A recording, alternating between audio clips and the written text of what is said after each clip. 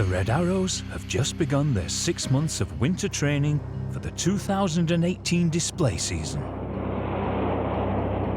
Weather and diversions, let's just run through it. We're on 22 right hand, surface wind is 260 at 15 to 17. Martin Perty, has recently taken over as team leader.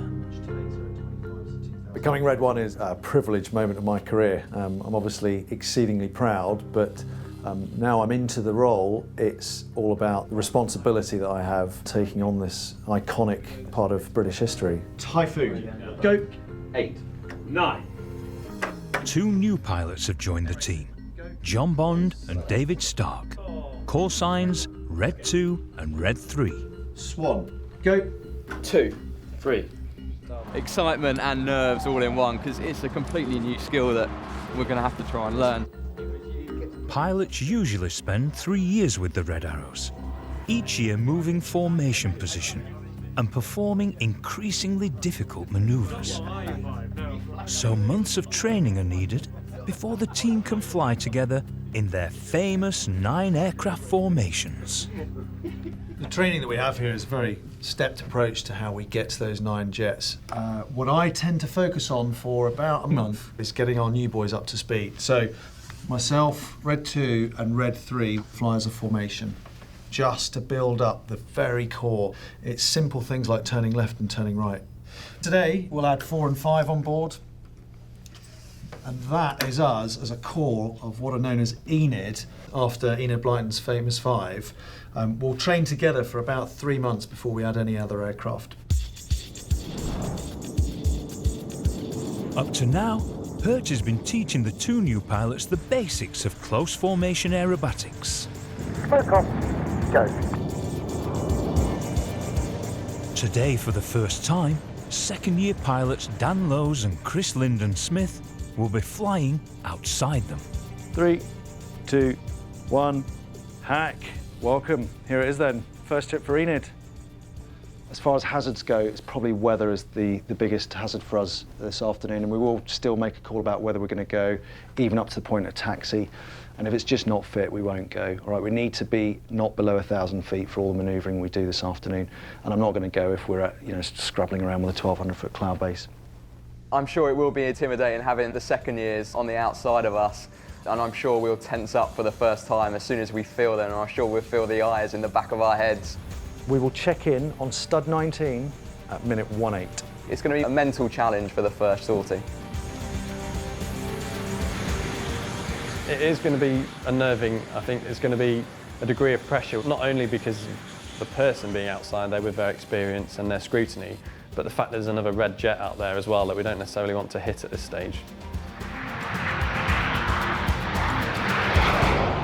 And the weather conditions don't make it any easier. Coming left now. It's getting dark, and high winds are causing turbulence. Holding the bank now. There were challenging conditions for the first 5 ship.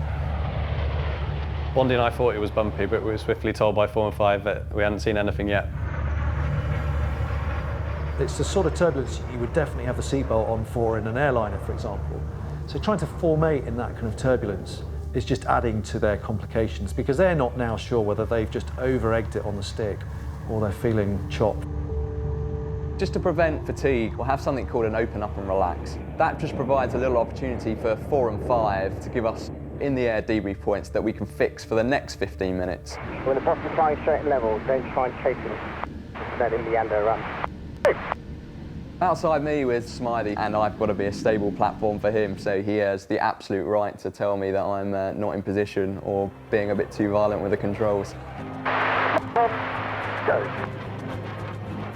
Flat. Right hand brake. Hey. Right. Braking now. After their dark and bumpy flight, everyone's in need of a cuppa. It was awesome. It was great to get airborne as a 5 ship. Good to have 4 and 5 outside of us. Good for the experience, but they're going to be whipping us into shape. I think it's learning the skill for the first time and then having to repeat that, the same time every time. It's Just a completely different way of flying an aeroplane, I think. No, it gets harder, and probably exponentially harder, because I will be asking them every day to be doing something new. So just when they think they've got on top of it, we'll be on to the next formation, we'll be on to the next position. Yeah, good to know. Good to know, yeah.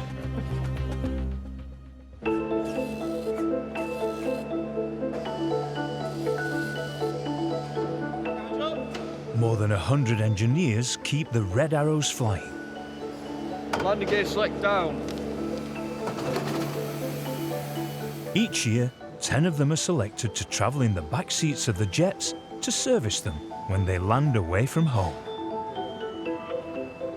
This elite team is known as Circus, and the candidates for 2018 have just been announced. Attention Rafat, all Circus to the sign-up area. That's all Circus to the sign-up area. They'll be led by Junior Engineering Officer Lissy Mason. Call sign Circus 1. So who's been flying before? Who's had a trip? I did a pack trip in spring off last Oh year. yeah, you did, didn't you? Yeah. So who's never been? I've never been in one. No. At all, nothing? Never. What about light aircraft, anything? Done light aircraft and helicopters. Cool. I've just been on holiday. Looking forward to it? What are you most nervous about though? What if you need a wee, do you know what I mean? Yeah. It's not good. I just really don't want to throw up. Yeah, that's the main one. Yeah. So make sure you've got sick bags with you if you're not sure. Again, well done, but the hard work starts now. Cool. Rose Buchanan is the only prospective circus member who isn't an engineer. I'll see you in a bit. She's part of the photographic team, which films the Reds every time they practice or display. The pilots use the videos to assess their performance, but it's also needed to assist investigators following any accident. The rest is just waiting. I suppose this is sort of the less glamorous side of the job, but it's good fun and it's practice for the display season. So this is kind of what I'll be doing for the whole year. So it's good to sort of get as much practice in as I can.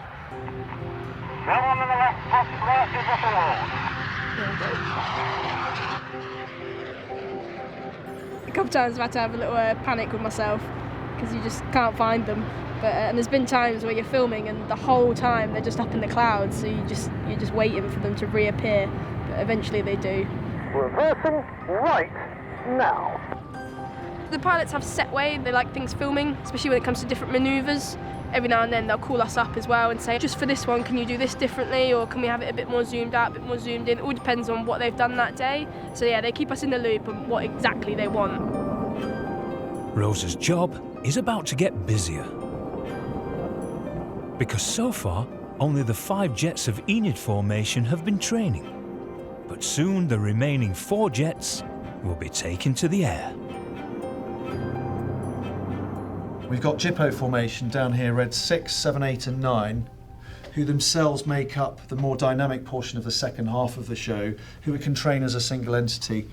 And when we're ready to put it all together to make the iconic Diamond 9, we'll simply move Jipo up into formation just behind Enid there, making that trademark Diamond 9 formation that Red Arrows are famous for. Within Jipo formation, we have 2 guys who fly the synchronised opposition manoeuvres, who are known as the synchro pair.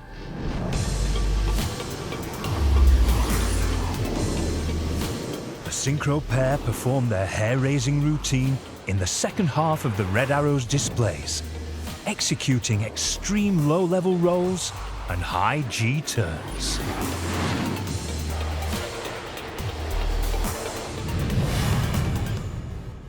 Feet, let's say, and it's Toby Keeley is just starting his second year with the Reds and has been selected to join Cy Taylor in the synchro pair. So if you have an emergency that you need to then just call a flight through, I will call 6 flying it through and I'll take us on crowd.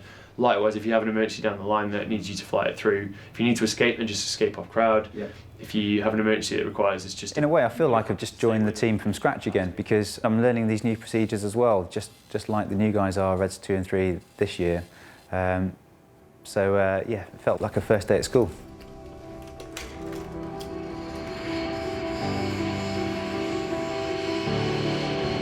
Toby has just 5 months to learn all Synchro's daring manoeuvres.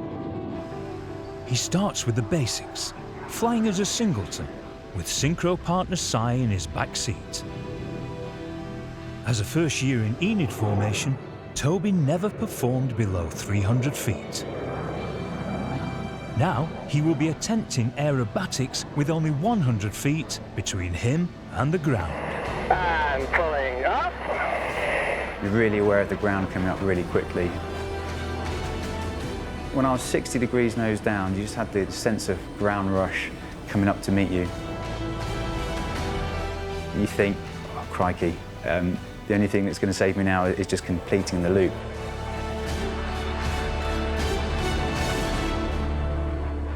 It does become comfortable, but the first time you do it down to 100 feet is pretty exciting.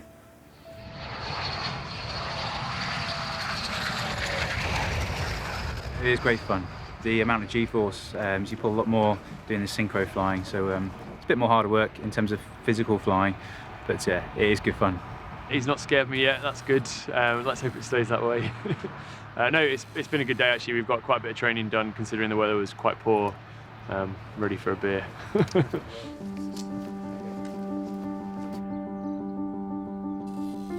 20 miles away, the prospective circus members have come to RAF Cranwell.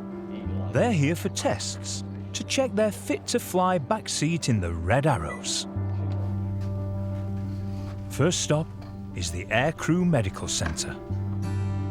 For photographer Rose and engineer John Bayliss, the biggest hurdle isn't proving they're medically fit, but proving they can actually fit into the Red Arrow's Hawk jets. John is 6'6" tall. I've been up for a backseater in a Tornado, and I got up on that okay. That's a lot bigger cockpit, so with the Hawk cockpit, I'll be in. A little bit iffy about it. Do you want to go in this room? If I could fit in or not. So if you can put your back straight against the board, legs shoulders width apart. A range of measurements are taken. Sometimes to your left just a little bit. John can't exceed any of them. John's thigh length is near the safety limit. All done, right? If you pop your trainers back on for us. But he passes with a centimetre to spare. Absolutely everything's fine. Happy days. At 5'3", Rose has the opposite problem. But some pre-test stretching may help. I need all the height I can get, so it'll be worth it. The medical is very nerve-wracking. It's the one thing you can't do anything about.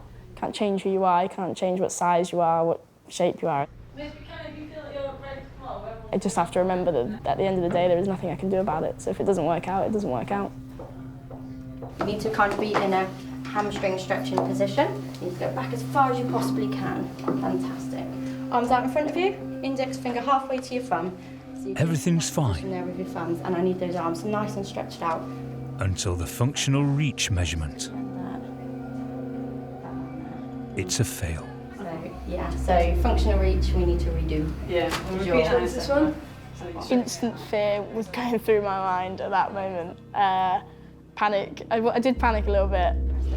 Bring your shoulder blades back, all right? Keep bringing them back. Keep bringing them. There we go. That's So it, just that's your- on the other side.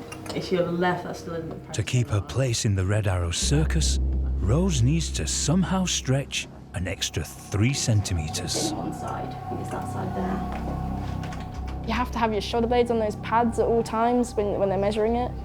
If you just don't get your body position right or you don't reach out far enough, you're not long enough, obviously. Click this one in for me, just with that shoulder blade. And that side, that should be in. Yeah. Okay, relax there. 734, fine. Don't be worried then.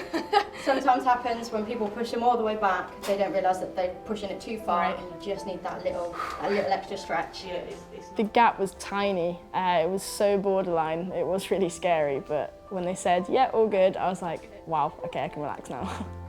Instantly, it was like someone had just taken like 3 tons of weight off my shoulders. It's fine, absolutely fine.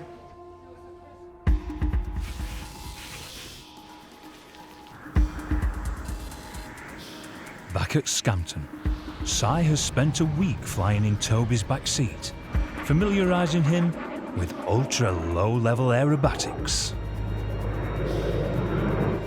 The time has now come for them to fly as a pair, and Toby will have to execute his first heart-pounding opposition pass. So the next steps are we'll start pointing at each other down the runway. So that'll be pretty exciting. Toby and Si will fly head-on with a closing speed of 800 miles an hour and cross just meters apart. Then immediately perform a difficult 4-point roll, crisply hesitating every 90 degrees. The first step is to attempt the opposition pass without the barrel roll. Should be a good one, this one. It's not a bad job. Thinking back to last year when I was in Toby's position, it's definitely a point of pride that you think, right, now we can start pointing at each other, and now it feels like you're doing some pretty awesome, pretty cool stuff. Taxi runway 22. The new Red 10, Team Supervisor Adam Collins, will be monitoring safety from the ground. This sort of flying, your senses are on overload. Threshold! Threshold! Flying down at 100 feet, pointing towards another jet that's coming towards you at 400 miles an hour, and you're doing 400 miles an hour. It's just really exciting. What shocked me most was the closing speed. This little dot in the background with a bit of smoke behind suddenly becomes very big and rushes past. It does make you jump. It's just excitement, it's adrenaline, ground rush, speed rush. It's awesome. Threshold! Threshold! But this is only the first step. Next, Toby has to attempt combining the pass with the barrel roll.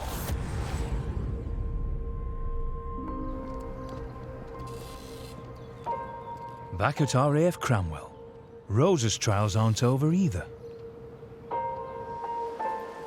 The prospective circus team now face the swim test. They need to prove they're good enough swimmers to survive an ejection over the sea. Again, if they fail, they can't become members of circus. I'm not the best swimmer, but I've been practicing lately, so hoping that it will pay off and I'll be able to get through it. So yeah. You must swim 100 metres without rest using any front or side stroke. After that, you get out of the pool unassisted without the use of the steps or anybody else. Are we happy with that?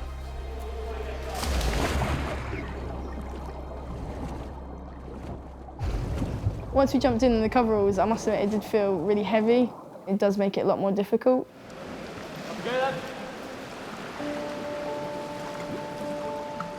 They must swim 4 lengths. But after only one, Rose is struggling. Everyone else is so much further ahead, and I did start to panic in my head thinking, maybe I'm not going to finish this. Team Sergeant Will Allen turns back to give Rose some encouragement. Will, my hero. When Will came back, I was a little bit embarrassed at the start because I thought, no, I can't be pulling people back, this is not good, this is bad. But actually he was just really calm, and he's helped me control my breathing. He gave me that little bit of a booster to start thinking, no, you'll be fine.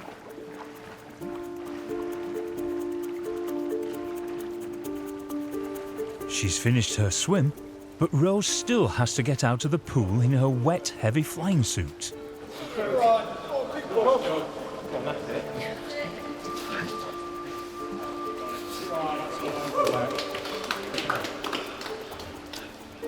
I finally made it out. The relief was just unreal. Like, yeah, I was really, really happy. I am so bad at swimming. Rose has risen to the challenge, but Toby now faces his moment of truth, combining a low-level, head-to-head pass with a barrel roll. New synchro pilot Toby has been practicing low-level opposition passes. Now, he's taking the massive step of combining it with the challenging 4-point barrel roll.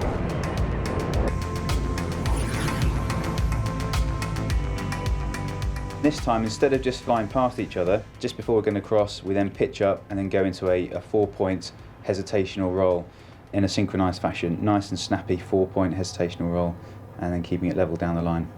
So that's the plan for today. And pulling up. Tobes has already done the 4-point rolls at low level as a singleton. There's now the added pressure of there being another jet coming in the opposite direction, so it'll be a good one for him to get into, but as with anything, you do it once and then every time after that it gets easier. Cos is joined by the Red Arrow's big boss, Andrew Keith, known as Boomer. He's come to watch Toby's first attempt at this manoeuvre. Toby and Si break to opposite ends of the airfield. Pulling 6G, they climb 2,000 feet in just 2 seconds. Roll and dive, accelerating to 400 miles an hour. Pulling out, Toby must align himself on the opposite side of the runway to Si. Si's job now is to fly straight. Toby's job is to miss him. Oh, go. Toby's first 4-point roll is too smooth and continuous. He's not happy. Running in down the line, I was probably just late for the input in, and it could be a lot more faster for the rolls. So, they reposition.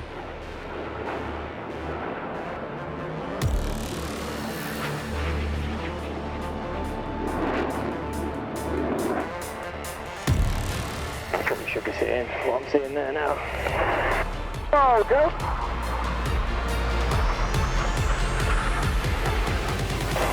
That's better. Nice one, Toby.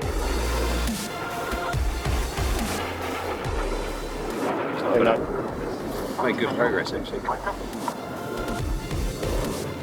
You know, self-awareness is key for all of our, pilots, but he's very self-aware, very self-critical, which he should be, but he's picking up on the errors. It's good progress, good learning, so we're in good shape. It's very good. Yeah, that was just awesome. What a privilege to be able to do that and get paid for it. Yeah, certainly adds an extra element to it, rolling down the runway this time after pointing towards Si. Yeah, that was an awesome thing to go and do on a Monday morning. Thank you. Yeah, it's great fun. First 4 runs done? Yeah, that was great. Yeah, it was looking good actually. The OC was out with me. Was it? Yeah. Awesome. Good work. Thank you. Yeah, it's good. It was all fine actually. Toby did really well. So there's just this is what the tempo will be like now. So 3 trips a day, just fine tuning this such that we can actually then be really consistent, and then that then becomes the norm. What we're doing there becomes dead easy. So then all the other more advanced stuff then becomes the bit that tests you. The front 5 jets of Enid have also begun practicing increasingly advanced manoeuvres.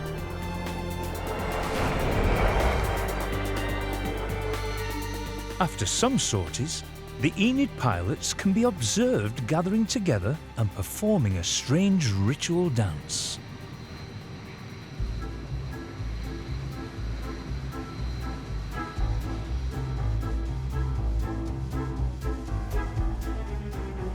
Bent double, they waddle backwards and forwards while staring at one of their jets. Occasionally, they place random items of their clothing on the ground. In fact, This strange activity is fundamental to the Red Arrow's astonishing precision. This is the references we use when we're flying. So what they're actually looking at is the CFS crest at the front of the intake there. We try and put the wingtip in the middle of that. And then on the back of the wing, you can maybe just see the white flapjacks. Well, on the furthest one in, you can see it's red on the inside, and we actually try and make the letter A there. We will always line up two separate parts of the airplane to make sure that we're in the right position, or we can also judge our length, so being too short or too long, so it does look symmetrical. By visually aligning agreed reference points, the pilots know they are flying in precisely the right position. If they all fly to maintain the exact same references, no matter what manoeuvres the leader makes, the formation will move as one. For different formation shapes, they simply align different references.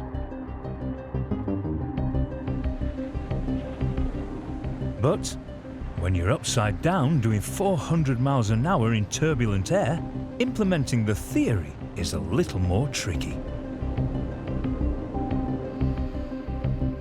The strange game the pilots regularly play ensures their positioning is inch perfect. The plan is to keep your feet wide, so you're not looking, you just look at the reference, walk down the reference so you think you're in the right place, and then you put your item on the floor, and then from there we now look and see where everyone else's is. There you go, and I'm actually about a foot long, so I now know on the next trip that I need to probably be a foot further forward than I'm sat, and then the formation should look symmetrical either side.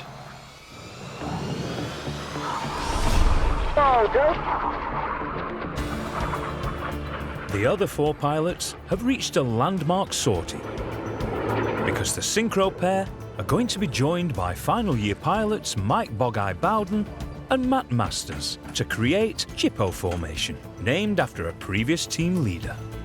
This is the first full Jipo flight, so it's the first time we've gone up as a four. We've got beautiful weather outside, so we're going to make the most of it and go and enjoy ourselves on a Friday. Jipo slope on, go. Synchro roll, go. These four pilots perform the most technically difficult manoeuvres in the Red Arrow's display. Centenary, 7, 6, 9. Come left. For the first time, they're attempting a manoeuvre where the four jets brake, then approach head-on. They cross, and two jets perform rolls, while two pull into vertical climbs. The weather conditions seem perfect. But on their third run, Bog-Eye is blinded by the low winter sun. I had the sun right into my eyes, and it's really hard then to pick out the aircraft ahead and the distance that you've got from him. So he breaks away.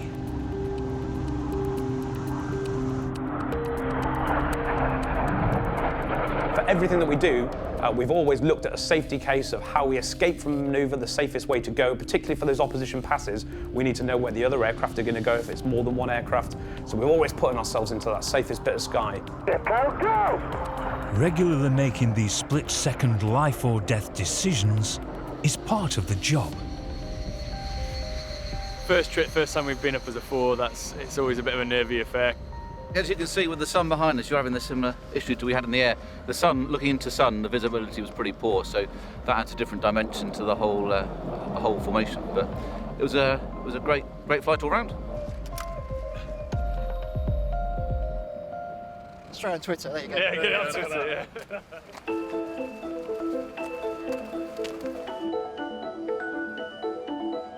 The 100 Red Arrows engineers are called the Blues.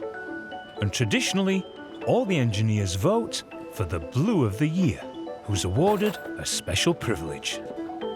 This year's winner is Tom Hammond-Haley, an armourer. His job is to maintain the ejector seats. The ejection seat is sort of there as the final escape call for the pilot if he ever gets into trouble. And they're basically putting their life in your hands, I suppose, every time they go flying, because if they need to eject, then they're basically counting that you've done the job right. And yes, a big responsibility, but it's sort of something that you get used to, I suppose. Maintaining ejector seats is a highly skilled job because they're complex and potentially very dangerous. A tenth of a second after the pilot pulls the ejection handle, an explosive detonating cord shatters the canopy. More explosives drive the seat up telescopic rails. Then, rockets thrust it 200 feet into the air, and the parachute opens. Although Tom can fix an ejector seat, he's now got to learn to use one. Because his reward for winning Blue of the Year is going back seat on a Red Arrows training sortie. Everyone's really, really happy and excited for me. So got the girlfriend, mum and dad coming up on Friday. So yeah, fingers crossed they'll enjoy the experience as much as I will, because I'm sure they'll be getting nervous watching me strap in and going flying in a fast jet. You just want to sit on the seat. Red 5 Losey is giving him his training. That's it, and you do that again. Sweet. The bottom line is, don't say the word eject unless you're actually going to do it. So people will say the E word, or if you'd leave the aircraft in a hurry, that kind of thing, but don't actually say it, because that then can spark heckles up on people. Now, if you are in the back and for any reason the pilot at the front is unconscious or has been killed for a mid-air collision, or birds come in and knock them out, you will then communicate, I'm ejecting, right? You put your head into the back of the seat, push your shoulder blades back into it as well, push your heels into the rudder pedals, and then put two hands on the one hand with the other one covering on the ejection seat, and then 3, 2, 1, pull the handle. You will then leave the aircraft, and then the process of ejection will happen there. Awesome. Wicked? Yeah, nice one. No worries. Thanks. Tom's going to be flying with the team leader.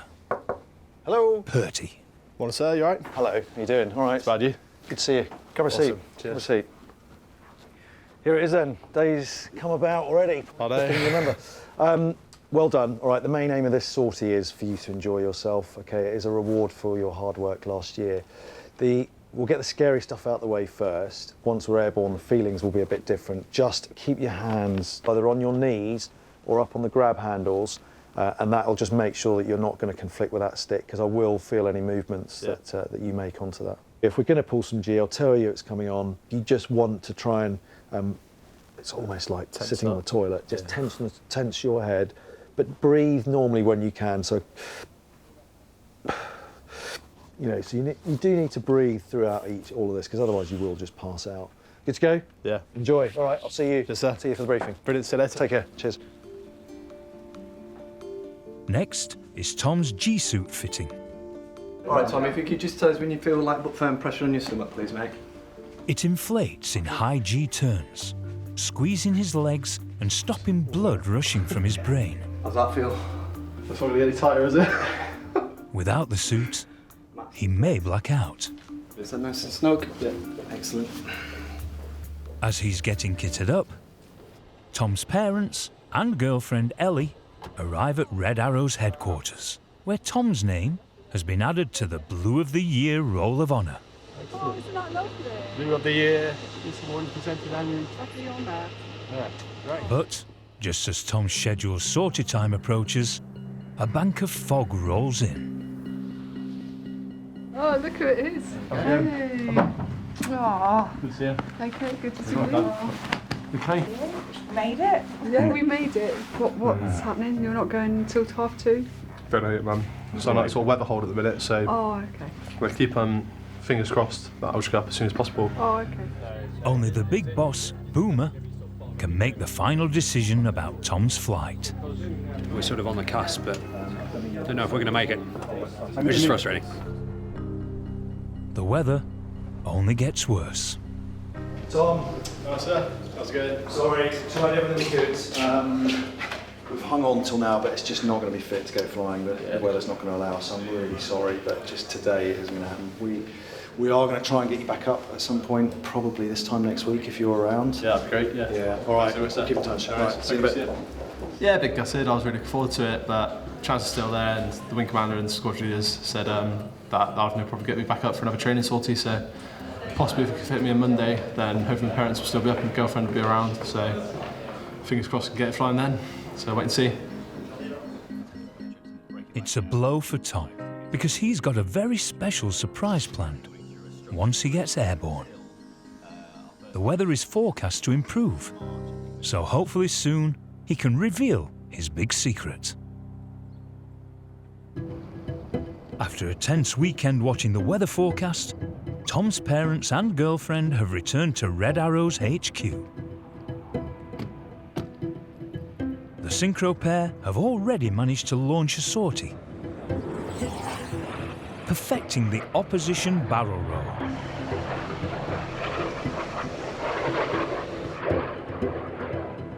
So all looks good for Tom's flight. Let's hope the weather holds out this time. We've been kind of looking out the window, haven't we, all morning? Yeah, checking the weather. Yeah. It's looking better now. It is. We actually saw them up there flying, so that's a good sign. There's a few sort of nasty looking clouds on the horizon, but if all goes to plan, then we'll take off in about an hour and a bit. So yeah, just gonna go start getting ready. But just as the bell is rung to call the pre-flight briefing, the clouds open. Welcome, Tom, visitors. This is the briefing for what is going to be for us slot 4. We're going to brief now, but the weather's obviously looking a bit unfit at the moment. We'll wait for this rainfall to come through, but we won't launch until it's actually fit for us to do some work underneath. The weather deteriorates so much, the synchro pair are forced to land. The cloud base is between 500 and 700 feet, but I'm not sure how long that's going to stay that way with the weather coming in. And the vision is now down to about 4 days. Could someone just have a look at the rainfall radar? Just see how we're doing on that. Tom, you might as well grab a seat. Just make yourself comfortable rather than sweating even more. All right. That was been I think of a jinx apparently for the weather. All they can do now is wait for a possible break in the rain.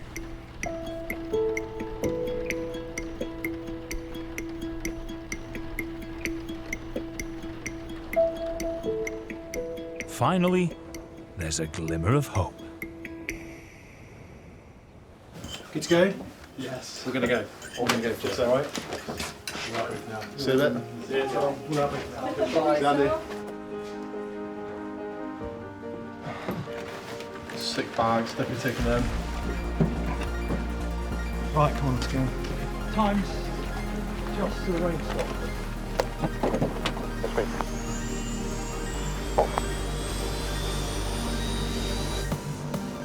Ah, look at him go!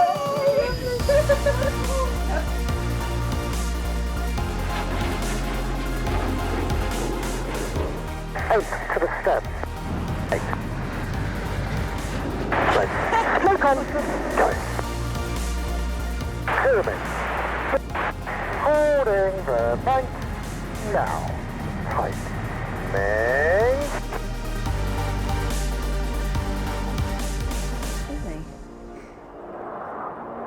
Oh, they're upside down. Wow. Blimey. Smoke on. Go.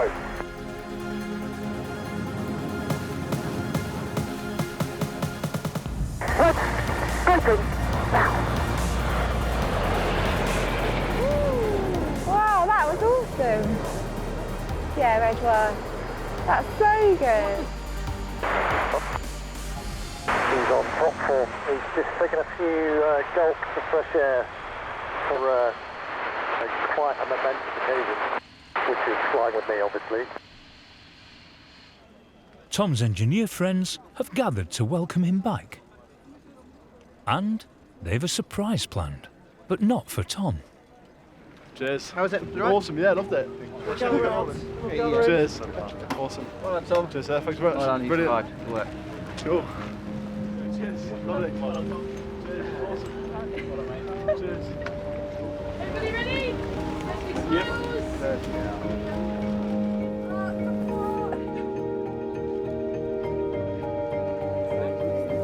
Els. Yeah. So there's not many things perfect in this world, but you definitely are one of them. And you made me the happiest man alive. You've been with me forever, so will you marry me?